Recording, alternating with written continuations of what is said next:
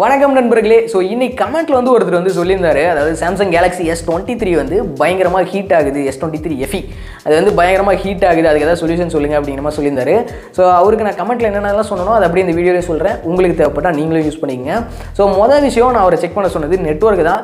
So உங்களுக்கு network இப்போ தான் புதுசாக ஏதோ ஒரு நெட்வொர்க் மாறி இருக்கிறீங்க, ஜியோலேருந்து ஏர்டெல்லேருந்து வோடஃபோனோ பிஎஸ்என்எல்லோ ஏதோ ஒன்று மாறி இருக்கிறீங்க அப்படிங்கும்போது அந்த நெட்வொர்க் ஒரு அளவுக்கு பாருங்கள். மொதல் உங்கள் ஏரியாவில் சிக்னல் கிடைக்குமான்னு செக் பண்ணி பாருங்கள்.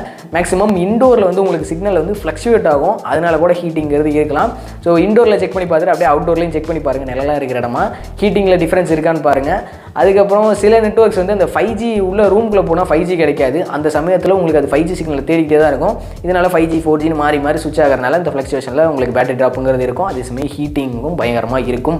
ஸோ அதனால் நெட்வொர்க்கு நீங்கள் மாத்திர மாதிரி தான் இருக்கும். அப்படி நெட்வொர்க்கில் பிரச்சனைனா அடுத்த பாயிண்ட் போகலாம். ஸோ அடுத்து என்னன்னா இந்த மெட்டா ஆப்ஸ் தான். ஸோ மெட்டா பைய என்னென்னலாம் எங்கெங்கெல்லாம் இருக்கானோ அங்கெல்லாம் பிரச்சனை தான். ஸோ இன்ஸ்டாகிராம், வாட்ஸ்அப், ஃபேஸ்புக் இந்த மாதிரி ஆப்ஸ்லாம் நீங்கள் யூஸ் பண்ணிங்கன்னா அதோட பேட்டரி எந்த அளவுக்கு உறிஞ்சிருக்கு அப்படிங்கிறத செட்டிங்ஸில் போய் பாருங்கள். முடிஞ்சால் வாட்ஸ்அப் தான் எசென்ஷியலாக நிறைய பேர் யூஸ் பண்ணுறீங்க, அதை விட்டுட்டு மற்ற ஆப்ஸ் எல்லாத்தையுமே டீப் ஸ்லீப்பில் போட்டுருங்க. டீப் ஸ்லீப்புங்கும்போது அதில் நோட்டிஃபிகேஷன் எதுவுமே வராது. நீங்கள் எப்போ ஆப் ஓப்பன் பண்ணுறீங்களோ அப்போ தான் எல்லாத்தையும் நீங்கள் பார்க்க முடியும், மற்றபடி ஆப் சைலண்ட்டாக கிடக்கும். ஸோ இது நிறைய பேக்ரவுண்ட் ப்ராசஸை நிறுத்தி வைக்கும், இதனால் உங்களுக்கு ஹீட்டிங்கிறது குறையும். இன்ஸ்டாகிராம்லாம் அதை நீங்கள் பண்ணுறது ரொம்பவே நல்லது, ஏன்னா அதெல்லாம் என்டர்டைன்மெண்ட் பர்பஸ்க்காக யூஸ் பண்ணுற ஆப்ஸு. ஸோ அதில் பெருசாக இம்பார்ட்டன்ட் அப்டேட்ஸ் மிஸ் பண்ணால் உயிரே போயிருங்கிற மாதிரி எதுவும் வரப்போகிறது கிடையாது. உங்கள் ஃப்ரெண்டு ரீல்ஸ் அனுப்பிச்சிருக்க போனால் அது 1 மணி நேரம் கழிச்சு பார்த்தாலும் தப்பு இல்லை.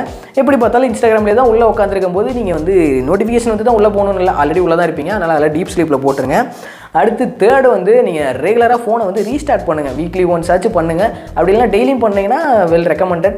ஸோ அது உங்களோட அந்த ஆப்ஸ்லாம் பேக்ரவுண்டில் இருக்கலாம் க்ளீன் பண்ணிட்டு உங்களுக்கு ஃப்ரெஷ்ஷாக ஸ்டார்ட் ஆகும். இது நான் ரீசெண்ட் ஆப் கிளியர் பண்ணவனே அப்படின்னு கேட்டிங்கன்னா அது அப்படி கிடையாது. நீங்கள் ரீஸ்டார்ட் பண்ணும்போது ஃபோனே ஒரு மாதிரி பிரிஸ்காக பெர்ஃபார்ம் பண்ணும். ஸோ இதை நீங்கள் ஆட்டோமேட்டும் பண்ணலாம். சில ஃபோன்ஸில் உங்களுக்கு ஆட்டோமேட்டிக்காக ஃபோன் ரீஸ்டார்ட் ஆகிற ஆப்ஷன்லாம் இருக்கும். சாம்சங் எடுத்துக்கிட்டிங்கன்னா நீங்கள் டிவைஸ் கேர் அப்படின்னு ஒரு ஆப்ஷன் இருக்கும் செட்டிங்ஸில், அதில் அந்த 3 டாட்டை கிளிக் பண்ணிங்கன்னா உங்களுக்கு ஆட்டோமேஷன் அப்படின்னு ஒரு ஆப்ஷன் இருக்கும். அதுக்குள்ளே போய் நீங்கள் எத்தனை மணிக்கு ஆகணும், எந்த டேயில் ஆகணும், அந்த மாதிரிலாம் நீங்கள் செட் பண்ணிக்க முடியும். டெய்லி ஆகணுமா இல்லை வாரத்தில் 5 நாள் மட்டும் ஆகணுமா, அந்த மாதிரிலாம் செட் பண்ணிக்கலாம். ஸோ அந்த மாதிரி பண்ணிங்கனாலும் உங்களுக்கு ஓரளவுக்கு ஸ்டேபிளாக இருக்கும் ஃபோனு. இது 4வது, ஃபோன் வாங்கி ரொம்ப நாள் ஆச்சு அப்படின்னா பேட்டரி பேக்கப்பும் குறைஞ்சிருக்கு. அப்படிங்கும்போது உங்கள் பேட்டரியில் தான் பிரச்சனை இருக்கும். நீங்கள் முடிஞ்சால் பேட்டரி ரீப்ளேஸ் பண்ணி பாருங்கள். இல்லை பேட்டரி பேக்கப்லாம் நல்லா இருக்குது, ஹீட்டிங் மட்டும் தான் பிரச்சனை அப்படின்னு நினச்சிங்கன்னா ஒரு தடவை ஃபுல்லாக சார்ஜ் போட்டு அது 0 கொண்டு மறுபடியும் ஃபுல்லாக சார்ஜ் போட்டு பாருங்கள். இது என்ன பழைய ஊருக்குலாம் உருட்டுன்னு கேட்டிங்கன்னா பேட்டரி கேலிப்ரேட் ஆகணும். உங்களுக்கு பேட்டரி பேக்கப் இம்ப்ரூவ் ஆகுறதுக்காக சொல்ல, அது பேட்டரி கேலிப்ரேட் ஆகும். நீங்கள் லேப்டாப்லேயும் இதையே ஃபாலோ பண்ணலாம். ஸோ உங்களுக்கு ஹீட்டிங் பயங்கரமாக இருக்குது அப்படிங்கும்போது ஃபோனில் அந்த பேட்டரி கேலிப்ரேஷன் சரியில்லைனா கூட இந்த மாதிரி பிரச்சனை வரும். ஸோ 0 to 100, 100 to 0ன்னு ஃபுல்லாக ஒரு தடவை கொண்டு போய் ஏற்றி இறக்கிட்டிங்கன்னா உங்களுக்கு பேட்டரி கேலிப்ரேட் ஆகிக்கும். ஸோ இதனால் உங்களுக்கு அந்த ஹீட்டிங்கிறது குறையலாம். ஸோ அடுத்து 5வது பாயிண்ட் இந்த பர்ஃபார்மன்ஸ் மோட்லாம் இருக்கும் பார்த்தீங்களா, அதெல்லாம் முடிஞ்சால் லைட்டில் யூஸ் பண்ணுங்கள். இல்லை பவர் சேவிங் மோட்லேயே மீடியம் பவர் சேவிங் மோடு அந்த மாதிரிலாம் சில இது இருக்கும். ஸோ உங்களுக்கு ஃபுல்லாக ஒரே 4 ஆப் தான் யூஸ் பண்ண முடியும் அப்படின்ற மாதிரி ரெஸ்ட்ரிக்ட் பண்ணாமல் ஃபோன் நார்மலாக இருக்கும். இருந்தாலும் பவர் சேவிங் மோடு லைட்டாக ஆனில் இருக்கிற மாதிரி சில ஆப்ஷன்ஸ்லாம் இருக்கும். பர்ஃபார்மன்ஸு, கேமிங் மோடு அதெல்லாம் முடிஞ்சால் ஆஃப் பண்ணி வச்சுட்டு யூஸ் பண்ணி பாருங்கள். இதுக்காடா ஃபோன் வாங்கியிருக்கேன் அப்படின்னா ஹீட்டிங் குறையணுமா வேணாமா, அதனால் அதெல்லாம் ட்ரை பண்ணி பாருங்கள். 6வது பாயிண்ட் என்னென்னா, உங்களுக்கே தெரியாமல் வேறு ஏதாவது ஆப் கூட இன்ஸ்டால் ஆகிருக்கலாம், மால்வேர் ஏதாவது இருக்கலாம். ஸோ அதனால் அந்த பேட்டரியில் என்னென்ன கிராஃப் எடுத்து பாருங்கள், என்னென்ன ஆப்ஸ் பேட்டரி உறிஞ்சிருக்குன்ட்டு. ஸோ அதில் உங்களுக்கு தெரியாமல் எக்கு தப்பாக ஏதாவது ஒன்று உறிஞ்சிக்கிட்டு இருக்குன்னா அதை ஸ்டாப் பண்ணி விடுங்க. அதுவே உங்களுக்கு ஹீட்டிங்கான காரணமாக இருக்கலாம். சில ஆப்ஸ் செட்டிங்ஸ் ஆப்பும் உங்களுக்கு, அதாவது சிஸ்டம் ஆப்பே சில இது பார்க்குறதுக்கு திருட்டு ஆப் மாதிரி தான் இருக்கும். com.settings புரியாத மாதிரிலாம் இருக்கும். அந்த பேர் எடுத்து கொண்டு போய் நீங்கள் கூகுள் சர்ச் பண்ணாலே அது சிஸ்டம் ஆப்பா இல்லை மால்வேரா அப்படிங்கிறது சொல்லிடும். அதை பார்த்துட்டு அன்இன்ஸ்டால் பண்ணிடுங்க. ஸோ சில இதெல்லாம் நீங்கள் வாட்ஸ்அப் மாதிரி இன்னொரு ஆப்பு கூட இன்ஸ்டால் ஆகிருக்கலாம், சில மால்வேர்லாம் அந்த மாதிரி இருக்கும். அந்த மாதிரி சமயங்களில் நீ ஏதோ ஒன்று டவுன்லோடு போட்டு இல்லை உங்களுக்கு வாட்ஸ்அப்பில் ஏதோ வீடியோ கால் ஏதோ ஒன்று பண்ணிவிட்டு நீங்கள் அந்த ஒவ்வொரு 1, 2 இருக்குது பார்த்தீங்களா, அதில் ஒன்றை 4 ஸ்டாப் பண்ணாலே தெரிஞ்சிடும் இது கட்டாவலையா அப்படிங்கிறது. ஸோ அந்த மாதிரி பண்ணுறது மூலமாக அது ஒரிஜினல் ஆப்பாக என்னங்கிறது பார்த்துடலாம். இல்லை ஓப்பன் பண்ணாலே தெரிஞ்சிடும் அது எத்தனை MB ஸ்டோரேஜ் எடுத்துருக்கு, என்ன வேலை பார்த்துட்டு இருக்குன்னு பார்த்தாலே தெரிஞ்சிடும். தெரியாதவங்களுக்கு இந்த மாதிரி பார்த்து கூட நீங்கள் கண்டுபிடிக்கலாம். ஸோ அடுத்து கடைசி பாயிண்ட்டு, சில ஃபோன்ஸுக்கு இதுதான் தலையெழுத்து. ஸோ எக்ஸ்னோஸ் ப்ராசஸராக இருக்கட்டும், இல்லை ஸ்னாப்ட்ராகன்லேயே சில ப்ராசஸராக இருக்கட்டும், அதுக்கெலாம் இதுதான் தலையெழுத்து. ஹீட் ஆகி தான் ஆகும், அது ஒன்றும் பண்ண முடியாது. ஸோ நான் ஃபஸ்ட்டு எனக்குன்னு வாங்கின ஃபோன் சாம்சங் Galaxy M31. அது எக்ஸ்னோஸ் ப்ராசஸர், 6000 mAh பேட்டரி. ஆனால் அந்த மாதிரி நடந்துக்காது நான் யூஸ் பண்ண வரைக்கும். ஸோ இண்டோரில் தான் யூஸ் பண்ணுவேன், வோடஃபோனு சிக்னலே கிடைக்காது, அதனால எனக்கு பயங்கரமாக பேட்டரி ட்ராப்புங்கிறது இருக்கும். அதே சமயம் நான் மல்டி டாஸ்கிங்கும் பண்ணிகிட்டு இருப்பேன். அப்போ ஆன்லைன் கோவிட் டைம் அப்படிங்கும்போது நான் பாப்பப்பில் ஸ்ப்ளிட்டு இந்த மாதிரி ஸ்ப்ளிட் ஆப்ஸ் இந்த மாதிரி போட்டு நிறைய யூஸ் பண்ணிகிட்டு இருப்பேன். அது பயங்கரமாக ஹீட்டுங்கிறது கொடுக்கும். அது அப்படியே செமையாக த்ராட்டில் ஆகும். ஸோ அப்படியே திடீர்னு மிஸ்டேக்ஸ்லாம் ஆகும்.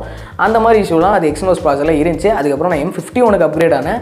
ஸோ இந்த 6000 mAh ஒரு 5000 விட மோசமாக ரன் ஆகிட்டு இருக்கும்போது அந்த 7000 mAh அதுக்கான பர்ஃபார்மன்ஸுங்கிறது கொடுத்துச்சு. அப்போ தான் ஓகே ஸ்னாப் ட்ராகன்னா ஓரளவுக்கு குவாலிட்டிங்கிறது இருக்குது, எக்ஸினோஸு கொஞ்சம் அப்படி தான் இருக்குது. ஸோ இது ரொம்பலாம் முட்டு கொடுக்க முடியாது அப்படிங்கிறது எனக்கு அப்பயே புரிஞ்சிடுச்சு. ஸோ இப்போயும் ஸ்னாப் ட்ராகனோட எக்ஸினோஸ் ப்ராசஸர் ரொம்ப மோசமாக தான் இருக்குது. அதே சமயம் சில ஸ்னாப் ட்ராகன் ப்ராசஸரும் மோசமாக தான் இருக்குது. எக்ஸாம்பிளுக்கு நம்ம 888 8 Gen 1 இந்த மாதிரி ப்ராசஸர்லாம் அதுவும் கொஞ்சம் மோசம் தான். பின்னாடி கொஞ்சம் உத்து பார்த்தோம்னா இந்த ப்ராசஸ்லாம் மேனுஃபேக்சரிங் பண்ணி விட்டது வந்து சாம்சங் தான். ஸோ இந்த இடத்துல நம்ம முட்டு கொடுக்க முடியாது.